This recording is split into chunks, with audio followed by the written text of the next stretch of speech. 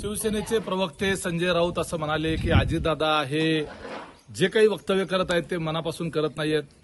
काल गडचिरोलीमध्ये अजितदादा असं म्हणाले की घरामध्ये फूट पडायला नको, राजकारणासाठी घरात फूट पडायला नको होती, जी चूक माझ्याकडनं झाली ती तुमच्याकडनं होऊ देऊ नका, अशा पद्धतीचं वक्तव्य केलं।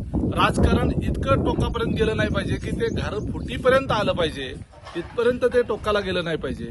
सुनेत्रा वहिनींना सुप्रियाताईच्या विरोधात उभा करून चूक झाली, अशा पद्धतीनं उमद्या मनानं सार्वजनिक जीवनामध्ये काम करत असताना झालेली चूक मान्य करणारा नेता हा महाराष्ट्राला मिळाला। अन्यथा या महाराष्ट्रानं कितीही चुकलं तरी रेटून खोटं बोलणारे नेते अनेक बघितले, परंतु जर आपल्याकडून एखादी चूक झाली असेल तर ती उमद्या मनानं मान्य केल्यानंतर ती उमद्या मनानं स्वीकारावी सुद्धा लागते। माणूस आहे म्हटल्यानंतर त्याच्याकडनं चुका होऊ शकतात आणि मनुष्य प्राण्याकडनं झालेल्या ज्या चुका आहेत त्या जर कबूल केल्या आणि भविष्यात तशा चुका होऊ न देण्याची काळजी घेतली तर समाज सुद्धा त्याला त्याच्याबद्दल एक आत्मीयता ठेवतो। संजय राऊत हे संकुचित प्रवृत्तीनं बोलत आहेत, आकस प्रवृत्तीनं बोलत आहेत। अजितदादा हे स्पष्ट वक्ते आहेत। अजितदादा हे जे मनात असतं, जे पोटात असतं तेच त्यांच्या मनात असतं आणि तेच त्यांच्या ओठात असतं। हे सगळ्या महाराष्ट्राला 35-40 वर्षापासून अनुभव आलेला आहे।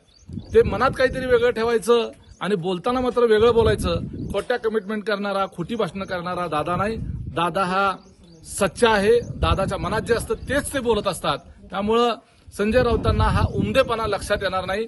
थोडासा संकुचितपणा बाजूला ठेवा, राजकारण राजकारणाच्या ठिकाणी राहू द्या, परंतु तुमच्याकडून आयुष्यात काही चुका झाल्या असतील, आमच्याकडून झाल्या असतील, झालेल्या चुका मान्य करून स्वीकारून त्या दुरुस्त करून पुढे जाणं ही आपली खरी संस्कृती आहे।